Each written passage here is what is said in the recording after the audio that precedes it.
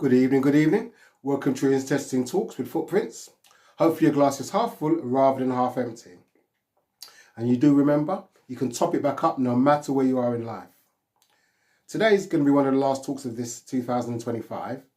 And today I'm going to focus on anxiety because a lot of people are suffering from that now due to the pressures of trying to have a perfect Christmas or perfect end of season. People are going to be doing work parties. People are going to be doing speeches. Some people are going to have too much to drink and get embarrassed and have to go back into the work the next day and explain themselves away, possibly to their boss. But yeah, it's a time for happiness, but at the same time, there's certainly a lot of anxiety in the air. And with the cost of living crisis that's going on over the last year, I'm sure it's going to be challenging financially for lots and lots of people. But what we need to remember is that it will pass. Now, trying to fight anxiety actually makes it stronger.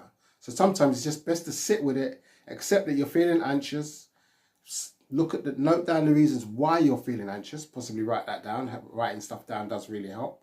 And just sit with it for a while. And then move on to the next stage, which will be learning how to self-soothe yourself. So that'll be things like deep breathing exercises, meditation, learning how to relax your body slowly, muscle groups at a time. Some people start from their feet, letting their feet relax, their calves relax, their thighs relax, their stomach relax, their shoulders to relax, their neck to relax, their face to relax. Relaxation techniques that really that does help us. Third thing to think about is checking your diet. Look at what you're eating. Gut health is second to mental health. Yeah, very important to have very good gut health as best you can. And that's, having a good pH balance. And there's tests you can take to test your pH balance. But things you definitely realize that are going to affect you will be alcohol and caffeine. Even in short amounts, they change your metabolic system and make your system work harder. Again, can cause problems. Fourth thing to think about is get moving. If you're feeling a bit anxious, one way to change the way you feel is to take action. Let's go for a walk, go for a run if you can, do some gardening if you can, tidy up the garden because this time of year that can be done, washing, cleaning the house, anything like that. Any form of action changes how you feel, gets the dopamine levels going up, so you start to feel better about yourself. Next thing to think about is sleep. Have a good sleep hygiene. Look how you're taking care of your sleep. See how much hours you get in a night.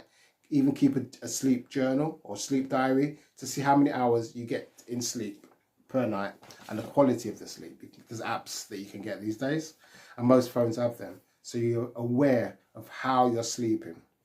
Next things to think about is what kinds of things trigger you. For some people, it can be situation triggers, such as public speaking, which we might be doing this time of the year, even in parties around people, crowded places, social gatherings. These are some of the things that set off situational anxiety for people. There's environmental triggers, which is like loud noises, bright lights, and certain smells that can set you off. Be aware of what your triggers could be. You probably never really thought about it. Cognitive triggers, negative self-talk. You need a positive self-talk around this time. If you're starting to feel anxious, say to yourself, I can manage this situation. I've got this under control. I've done it before. What's the worst thing that can happen?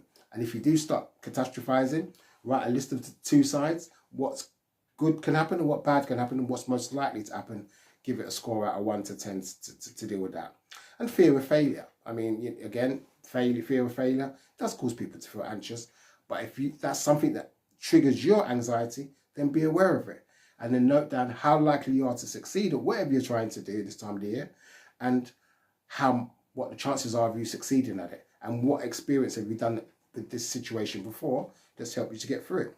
Physical triggers, lack of sleep, hunger, and again, caffeine consumption. Definitely things that can set off anxiety on its own level and let it run freely. So be mindful of the physical triggers that you can experience. Emotional triggers, stress, conflict, overwhelming responsibilities.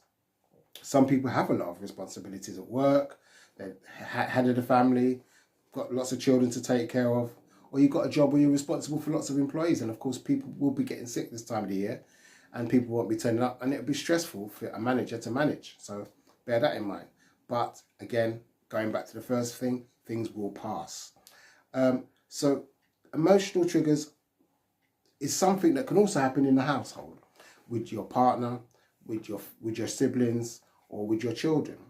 Just be mindful. Always listen. Try to actively listen to when people are saying stuff that's upsetting you, and give yourself that 5-minute second rule, whereby you count down from 5 to 1, reverse counting, and it gives you that 5 seconds to calm down and compose yourself and come back with a constructive response to what anybody said to you. So this is a bit of a short talk. It's the end of the year. Anxiety is rife. I understand it. Lots of people have got lots of responsibilities that they feel they have to fulfill. Even if they don't want to fulfill them, it happens. So do leave comments on how you deal with anxiety. What tips in this talk you found useful that a point will help you. And until 2 weeks' time, do take care of yourself. Try to stay positive